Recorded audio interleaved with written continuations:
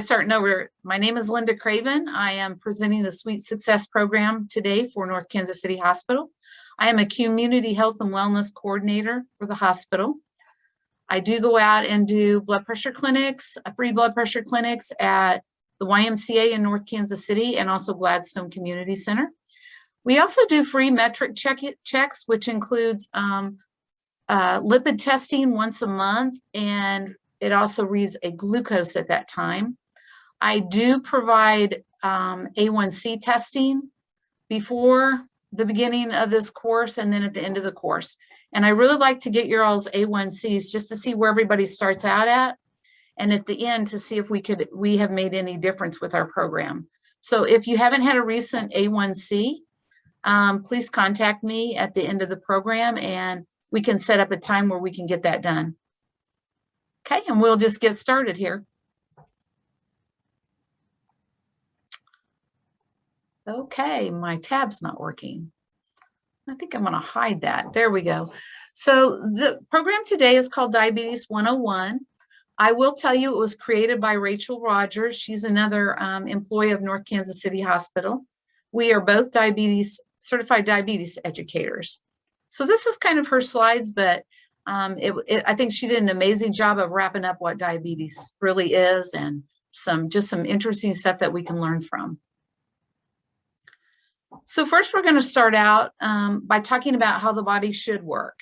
This is how everybody's body works before diabetes, if you want to say it that way. That little picture there on the right, that's a picture of our pancreas.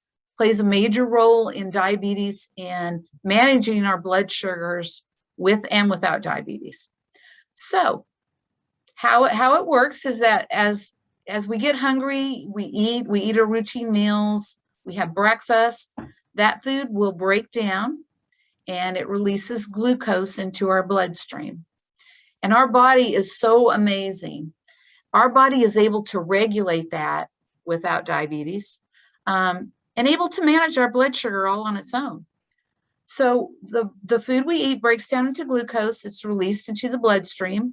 That elevated glucose triggers the pancreas to make insulin and release it. And the insulin's job is to go to the cell, and it's like a key. It unlocks the cell and lets it open so the glucose can move from the bloodstream into the cell. And therefore, our blood sugar drops. And that's kind of how that works. And I think these pictures are really cool. You can see the cell notices that insulin's out there and it responds by opening the door. And as you can see, it is unlocked by insulin so glucose can get in. And that is how we get our energy. That's how our cells get nutrition. So the normal process is very important just for good health and wellness all the way around. Now we're going to talk a little bit about the 3 types of diabetes. Okay, it looks like I'm having a couple of people that don't have microphones, so that we will absolutely record this and send it to you all by email. So there's 3 types of diabetes. There's pre-diabetes, type 1 diabetes, and type 2 diabetes. The other one, there is kind of another one, it's called gestational diabetes. That one we don't do a lot of talking about, mainly because we see that crop up sometimes with pregnant women. So if anyone has any questions, they can email me at the end of the program, and I will certainly can get them some information on gestational. Okay, so we're first going to talk about pre-diabetes and type 2 diabetes. They're very, very similar, okay? So pre-diabetes is basically when your cells aren't working quite properly. The glucose, your pancreas, your liver aren't working quite properly. So you might not be making enough insulin to manage all the glucose in your bloodstream, and that results in high blood sugars. Type 2 diabetes can be, well, actually both of them can be when you're not making enough insulin, or the cell becomes resistant to letting the insulin break through so the glucose can come in. So the glucose still alerts the pancreas to make the insulin. So we eat our food, our glucose goes up. The glucose causes the pancreas to make some insulin. But for whatever reason, the cell just doesn't notice the insulin quite as easily. So it's not unlocking the door to let the glucose in. As you can see in this picture, that cell is definitely listening to some probably hard rock music and isn't paying any attention at all to the insulin that's trying to open the door. So when the glucose still can't get into the cell, that means the cell doesn't have any energy or any fuel, and it becomes hungry.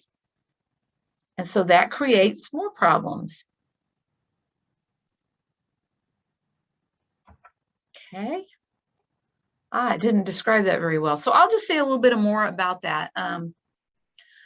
So when we get hungry and our cells are not getting the glucose that it needs, it sparks us to want to eat more, correct? When we're hungry, we want to eat. So we may go out and snack some more. Our food will still break down into glucose. And if the cell is not opening and letting the insulin open it and the glucose come in, we're going to continue to have high blood sugars. And that leads to prediabetes and type 2 diabetes. So now let's talk about some risk factors. We kind of know what diabetes is. We know a little bit about prediabetes. And we're going to talk mainly about those two first. Here's a nice picture that kind of tells you things you can and can't change. So there's certain things in life that put us at risk that we certainly can't change. We can't change our age, as we know. I would love to be a lot younger and start over, you know, with my health, but that's not an option. Family history, we can't change that. And it does tend to run in the family. So sometimes if we know that our family has diabetes and, you know, we're feeling great and everything, we do need to know that we need to be monitoring that, particularly as we get a little bit older, just to make sure diabetes hasn't snuck up on you. Diabetes is one of the illnesses that you can have diabetes for a long time and not really notice it. Sometimes people find out when they get ill and they end up going into the hospital, or they go for a routine checkup and suddenly their blood sugar is super high. They say you can actually have damage from diabetes up to 10 years without you even knowing it. So, you know, we're trying to raise awareness for diabetes prevention. And so that will be, you know, there'll be something to think about as you get a little bit older, or even if you're going for a routine checkup with your doctor. So we can't change family history. We can't change age. On this list, it says history of gestational diabetes, and we barely touched on that. That is when women get pregnant, sometimes they start to have gestational diabetes. That diabetes often goes away after the baby's born. Makes no sense, right? It really doesn't. However, it's important to know that if you have a history of gestational diabetes, you are at higher risk for type 2 down the road. So that's always something to keep in mind. As well as if you have a second child, it's very likely that gestational may come back. Okay. Things we can't change, or pardon me, things we can change. We definitely can change our weight. We can change our activity level. We can change our blood pressure and our cholesterol. And part of how we do that is being mindful of what we're doing.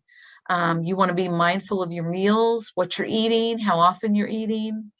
That includes sweet drinks such as soda pop, tea, those kind of things. So there's a lot of things we can do to really help prevent diabetes and help prevent type 2 diabetes. Now we're going to kick in the type 1, which is a little bit more complicated.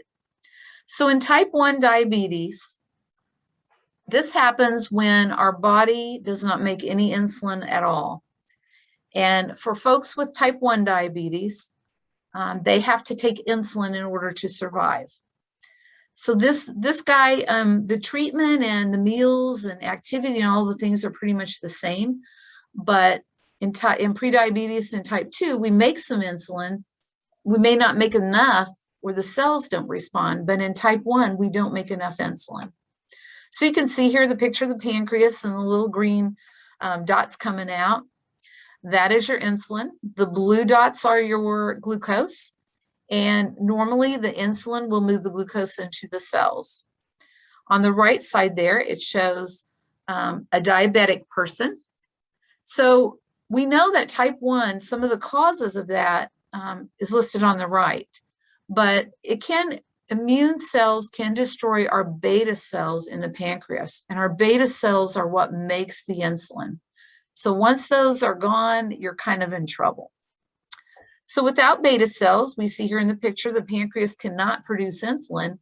And you can see there's a whole bunch of glucose down there in the bloodstream. All those blue dots are just hanging out, and they can't get into the cells without the insulin. So the way that we fix that, or the way that we work with it, is that we take insulin injections for type 1. Some more causes of type 1 diabetes. It can be, there's a hereditary predisposition. Autoimmune diseases is another cause. Some virus infections can damage or destroy the pancreas or the beta cells. And once they're destroyed, then we cannot make insulin anymore. And again, the autoimmune can destruct the beta cells. If you have an injury, like a car accident, or perhaps even a football injury, something of that nature, you could have damage to the pancreas. And then unfavorable environmental conditions, drugs and chemical toxins can also damage the pancreas and the cells that make insulin, and some endocrine diseases.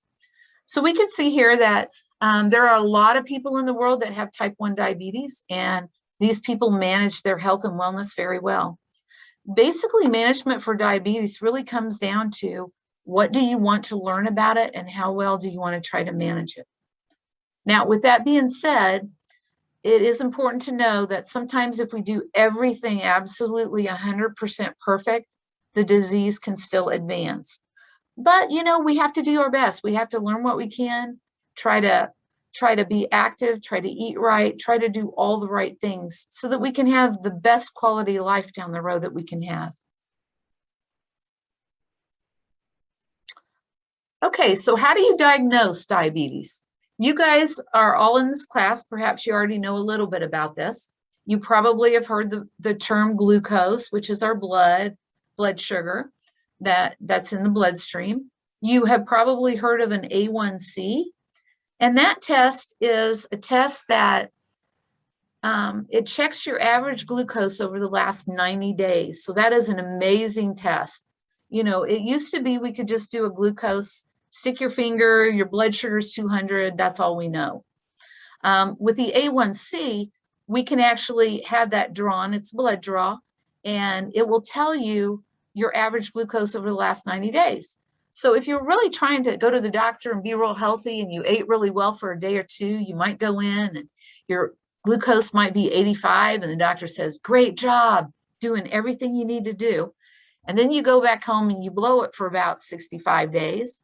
And they draw an A1C. The A1C will definitely show where your blood sugar has been. So it's not quite as easy to cheat. Not that we would want to.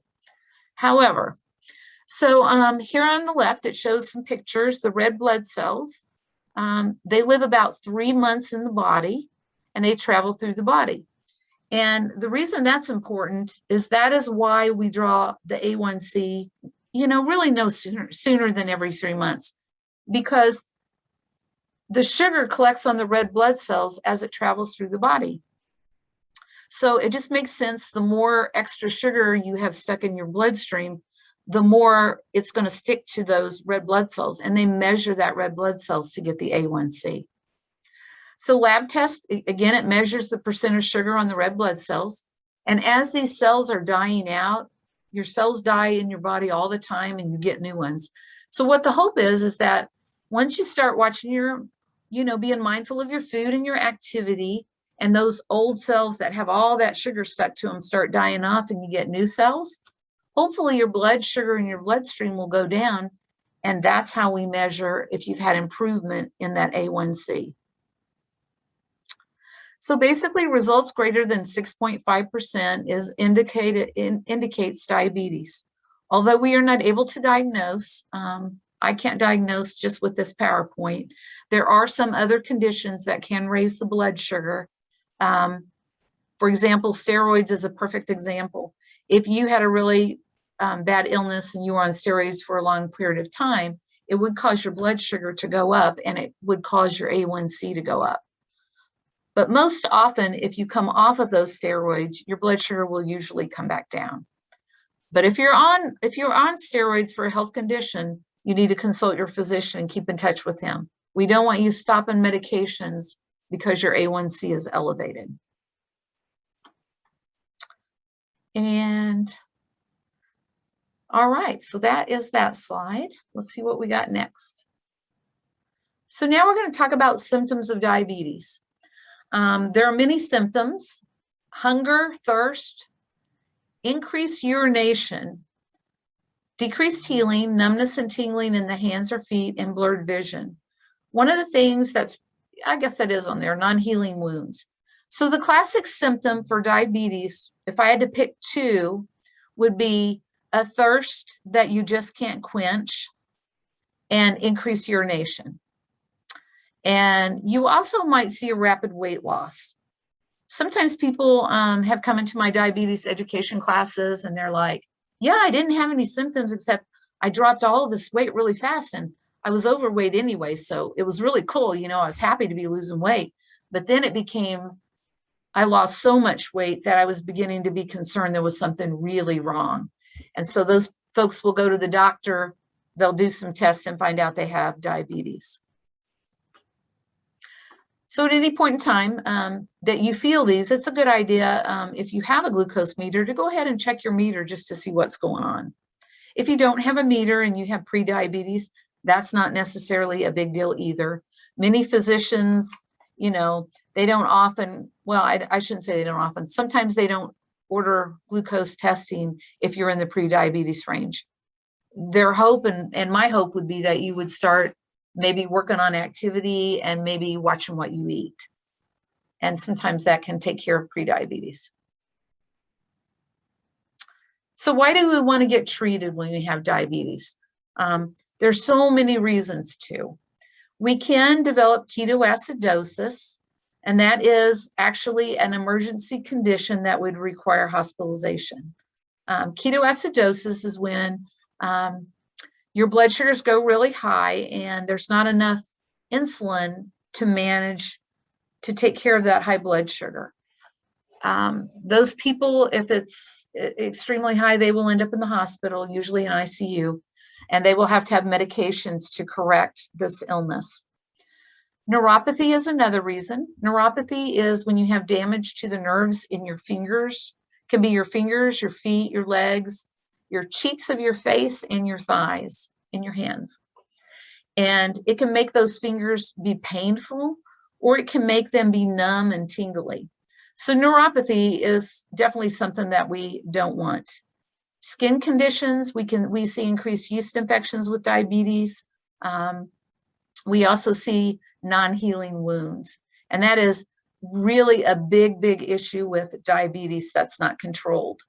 Often we'll see people come in, they'll have a wound on their foot and they've tried to doctor at home, you know, and it doesn't heal. So they go to the doctor. And by the time they get to the doctor, it can be a pretty serious wound that requires, you know, a lot more frequent doctor office visits and a lot more care.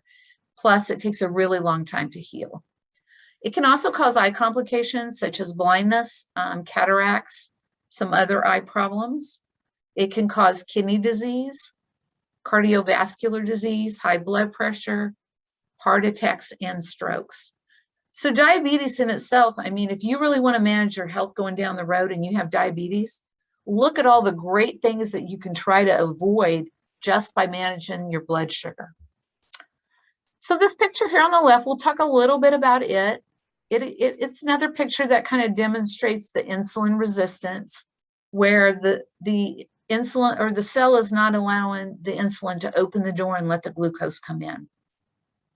So number one there's the insulin, you know, it's still listening to its hard rock music.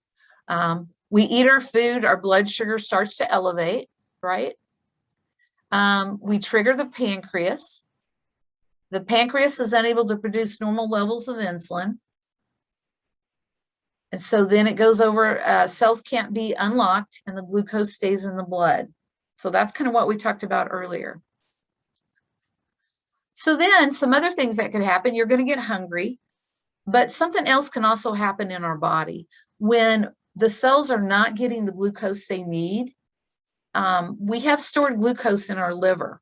We kind of eat during the day, we store some of the glucose and we use some of that glucose for energy for the cells. But sometimes when we have that stored and the cells are not getting the glucose they need, even though there's plenty of it hanging out in the bloodstream, it's not getting into the cell. The cell doesn't know that. It just knows it needs glucose. That can trigger the liver to release some stored glucose. So when that happens, now you've got even more glucose in your bloodstream. First off, we couldn't get it into the cell. Now we're releasing more simply because that cell is starving to death. So that can add to your blood glucose being elevated and add to the A1C rising. Okay, so that kind of sums that up. It's a little complicated. Diabetes is, we make it sound so simple. We're like, why doesn't that person just check their blood sugar and take their medicine? But that's not really how it works. It's really not that simple. But the more we learn about it, the better you'll be able to manage it. So treatments, we talked briefly about this. You want to change, you might have to make changes in your diet. You may have to start on medication, and you really should increase your activity. Those are the three main things that can help you with diabetes. I'm not a dietitian and I don't talk a lot about diet, but there are some tips that I think are really worth mentioning right here. Later in our program, I believe next week, we will have a dietitian on the program, and she'll be able to give you some really detailed information about diet and how to manage diabetes, and you can ask her questions. So if you have any, jot them down for next week. Okay, so the diet, the recommendation is to decrease carbohydrates. We do not want to eliminate them. Our body does need carbohydrates. And I know there are so many diets out there. There's ones that's meat, eat meat only. There's ones that you don't eat any carbs. But we do, when you have diabetes, we do recommend that you eat some carbs. So the general goals, and this is individually, it can be individually tailored per person, and that's really what should happen. But roughly 45 to 60 grams per meal is kind of what the general recommendations are. Again, I can't diagnose and I can't recommend that a certain amount of carbs for you, as I'm not a dietitian. So there's a picture of a plate down below. That's a really nice picture. We use this a lot. A quarter of the plate of high carbohydrate foods per meal. So you see number one, we want non-starchy vegetables, and that should be half of our plate.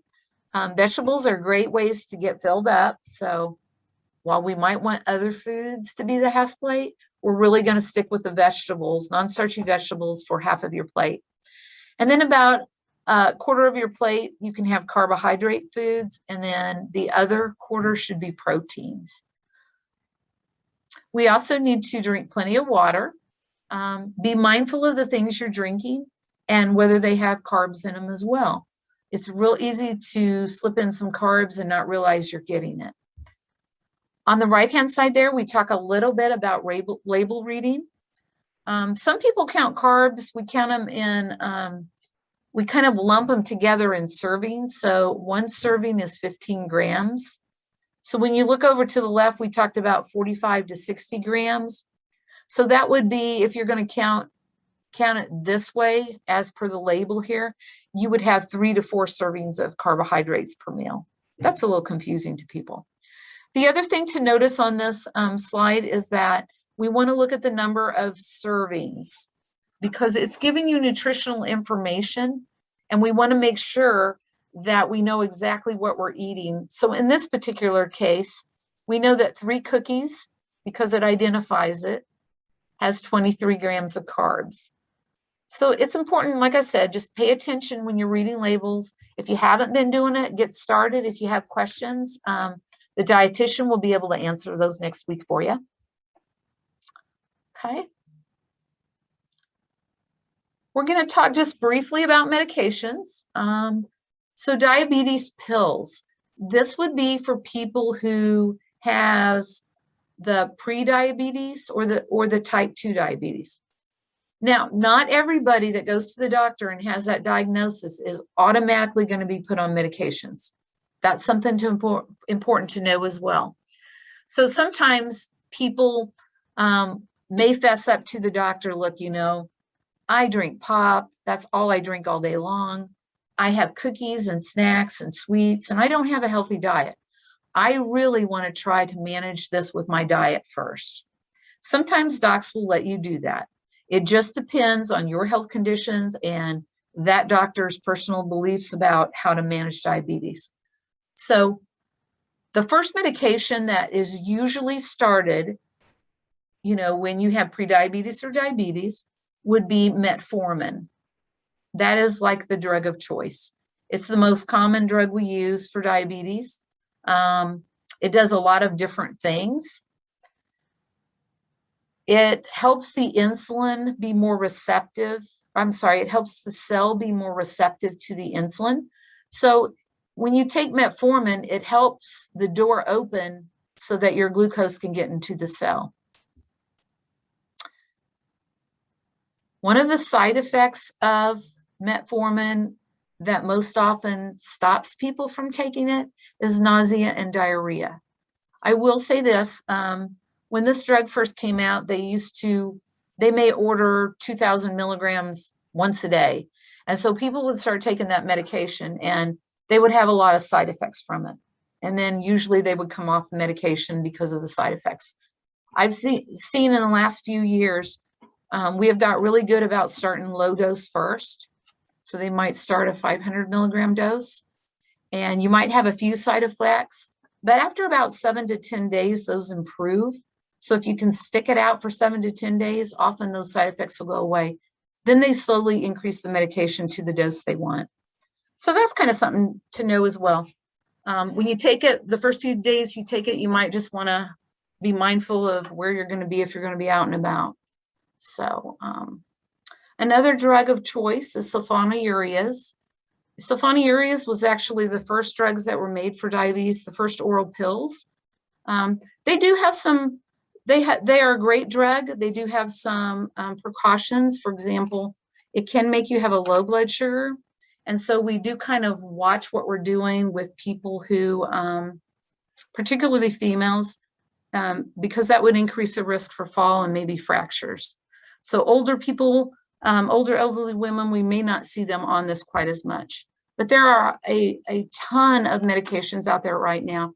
If neither of these two medications work well for you, the doctor would continue to try to find something that works really good. Okay.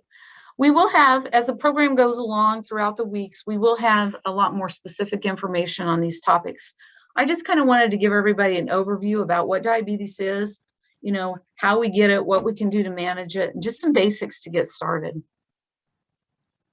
So we will talk briefly about exercise as well. Exercise can help lower your blood sugar for up to 48 hours. Isn't that amazing? You can do this one thing and it can help you for at least 2 days. So if you're exercising Monday, Wednesday, Friday, you're getting benefits just about 7 days a week just from your exercise alone. So some things about exercise. We do want you to talk to your doctor first before you start an exercise program. Make sure you're safe to do the exercise program. Choose activities you enjoy. We all know that if I tell you to go run a mile every day and you hate running, you are not going to stick to it. So find something you like. You can also pair something. For example, if walking's okay, but it's pretty boring, you can walk in different areas. You can also add music to your walk, and that kind of makes it a little more enjoyable. We want to aim for 30 to 60 minutes of moderate exercise most days of the week. You could also do 15 to 30 minutes of vigorous exercise. One precaution I'm going to tell everyone up front, when you first start exercising, if you haven't done anything, we want you to start very, very slow. Start little and add time to your exercise as you go. So we just want to make sure that We know what we're doing. We don't want to get out there and hurt ourselves right off the bat because that'll set us back. And also, particularly for people with type 2 diabetes, and maybe pre-diabetes as well, physical activity does lower the blood sugar. So they do kind of recommend checking your blood sugar before activity. You might actually need to eat a snack before you exercise to help prevent a low blood sugar, especially if you take diabetes medicine that lowers your blood sugar. You should be checking it before you exercise. And then also we want to reduce our inactive times. So if we sit and watch TV a lot, maybe in commercials, we need to get up and move around, make sure we add a brisk walk in the evening, but you shouldn't be sitting for more than 30 minutes at a time throughout the day.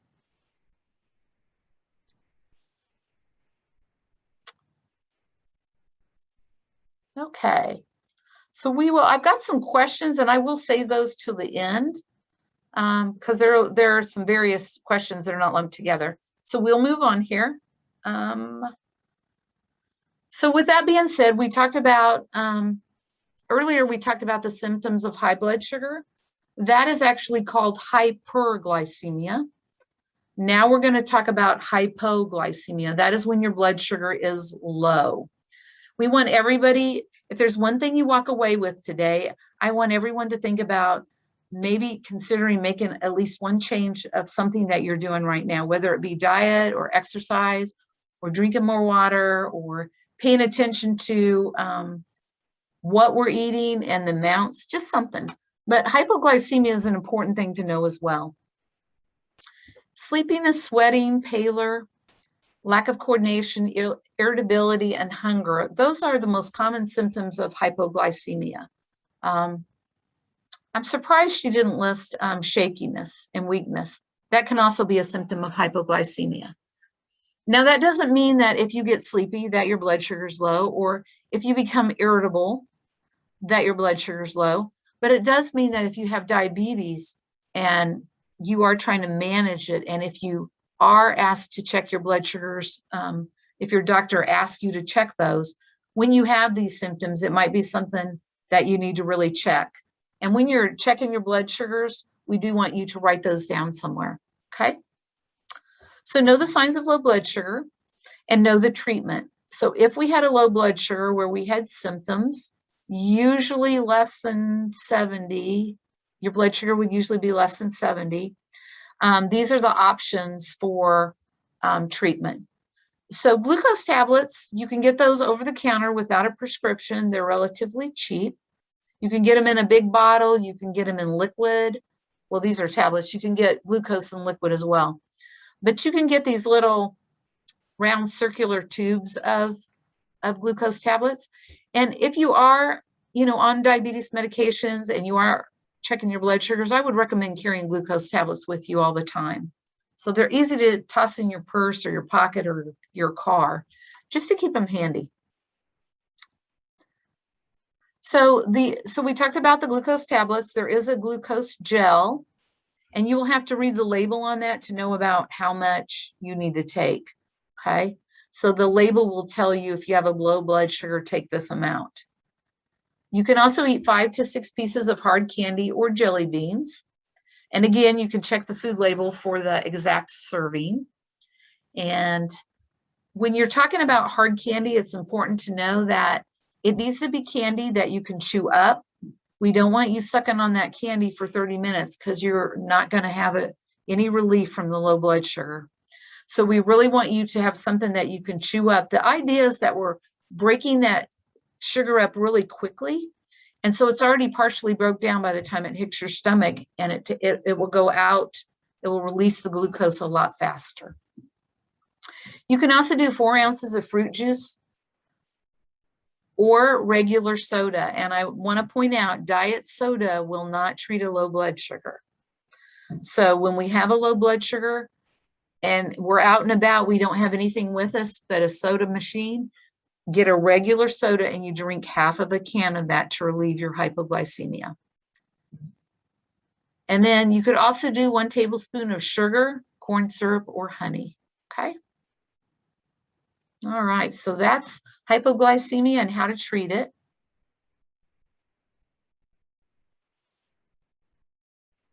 So now you're probably thinking, okay, you've given me all this information. What do I do now? So this is how we get started. I would highly recommend just starting jotting down the food that you're eating. And when you're doing that, think about, okay, why am I eating this? You know, is it mealtime? Am I hungry? And how do I feel? Am I bored? Am I snacking because I'm bored? Or is it just mealtime and it's time to eat and I'm hungry? So I have attached 2 attachments to an email I sent you all before the program.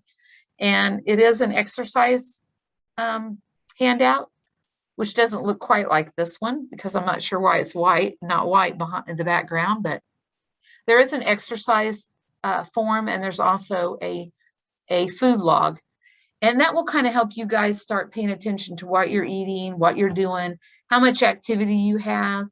And once you start tracking that, you might start to pay attention more to what you're eating. That's one of the things that the food log really helps people do. And then the exercise log, it will help you be accountable when you're trying to start an exercise program and you're good for a week or two and then you kind of fall off the wagon and you look at that piece of paper and you're like, okay, I haven't exercised in 3 days or 5 days. But the logs can be really useful in helping you stay on track. Research shows an 80% success rate if you write it down. So I encourage everyone to do that. And I am going to talk really briefly about goals because I feel like you can't talk about trying to change lifestyle and change things to improve your health if we don't know a little bit about goals. We want to dream big, set goals, and take action. And real briefly, we encourage SMART goals, and they are the S stands for specific. It's what you're going to do. If you're going to measure your food or you're going to exercise, it's very specific about what the activity you're going to do is. Measurable, we want to know how often you're going to do it. Are we going to do it one time a week, 3 times a week, 5 minutes, 30 minutes exercise? Try to be really specific about what you're doing and the frequency. It has to be attainable. We don't want to see, I am going to lose 80 pounds in 2 weeks, because that's not attainable. You're setting yourself up for failure. So what might be a better plan would be, I am going to lose 2 pounds every 1 to 2 weeks. And that way you've got something in 2 weeks you can go in. You're very likely, if you watch what you're doing and increase your activity a little bit, you're very likely to see a success in that. And that helps us stay motivated. It has to be relevant. So why do you want to set this goal? What is it that you want to change, and why do you want to change it? I had one person that was really heavy set. She felt very weak and run down all the time. Her blood sugar wasn't well controlled, and she wanted to go to the zoo with her grandchildren, but she wanted to be able to walk around and be with them. She didn't want to ride in a wheelchair. So she started out really slow. She started activities. She changed. Her goal was to lose 2 to 3 pounds every couple of weeks. And by summertime, she was actually able to get up and walk short distances with them. And then a time frame. We do need an end time.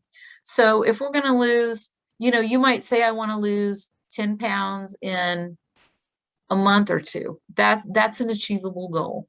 So we need a time frame on it. We don't want it to be open-ended. Okay. And that, my friends, is the end of the program. I did have some questions.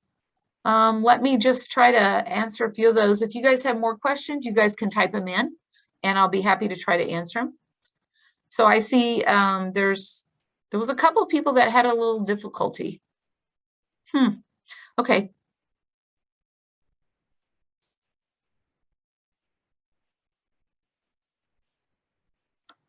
I'm not reading names, so I think I'm okay reading this out loud.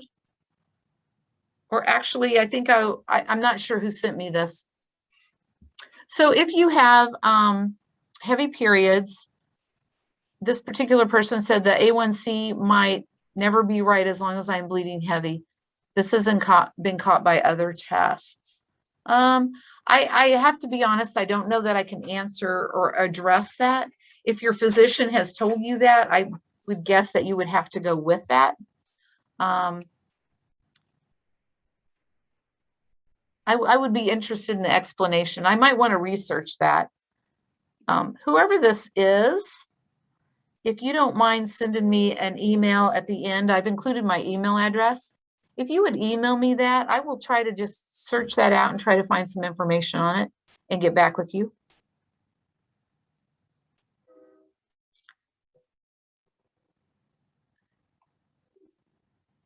Okay, and I have a question here. What causes the weight loss? So our cells are not getting the nutrition they need. That's kind of basically it. So when you know, you're starving, you're hungry, if the insulin is not able to open the door into the cell, the glucose just stacks up in your bloodstream. And so the cells are not getting the nutrition they need. And that's kind of how that happens. But it's not always listed as a common symptom, but I have to be honest, I've been a diabetes educator for 7 years. And for people that are newly diagnosed, there are a lot of them that comes in with that rapid weight loss.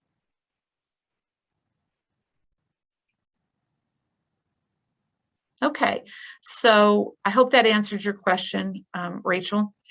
And Brenda asked me, how soon after exercise should I see a change in my blood sugar? I've never noticed a change in the short term, like within hours.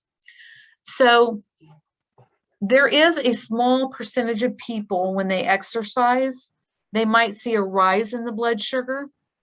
So if their blood sugar started out low to begin with and their blood sugar dropped with exercise while they were exercising, your cells might recognize that it doesn't have enough glucose, and it can cause that liver to dump out extra glucose into the bloodstream, and it can cause a spike in blood sugar. I have a really nice exercise form that I'll be sending out in a couple of weeks, Brenda. I would love to, when you get that, I would love to see if you want to try that. It gives you a chart where you can document your glucose before exercise and after exercise. And I'd be curious just to see what that does. Usually your blood sugar will, depending on the exercise, if you're walking a slow pace, you know, not getting your heart rate up, you might not see that much of a drop. But if you're walking fast enough that your heartbeat's beating a little bit quicker, you should see a drop in blood sugar pretty soon after. I will be communicating with you guys in the next weeks coming up. So again, Brenda, I would be excited to see you try to do that exercise chart and see what happens. I will send that to you early. How about that? Okay. Anyone else have questions? I hope you guys got something from this today. Like I said, my takeaway, I would hope that everyone would try to think up at least one goal that they could start thinking about working on. And again, it doesn't have to be anything drastic. It may simply be, I'm going to drink extra water this week, or maybe I'm going to start looking at really what I'm eating and writing it down. And really, the more that you become involved in your diabetes and your care, the more success you are going to have. Okay, guys, I don't see any more questions. And I'm just going to jot down a note here to try to track you guys down later. And Christina, I will send this to you. Actually, it will be a week or so out because they do have to edit it and make it available. But all of our presentations will be out on YouTube eventually. Oops, one more question. What about the A1C test? So if you guys will send me a message, I can make an arrangement to get you guys a free A1C finger stick. I am in the wellness corners at the Gladstone Community Center and also at the YMCA in North Kansas City. So if you guys would send me a message and just let me know that you would like one, we can set up a time and I'll get that done. How does that sound?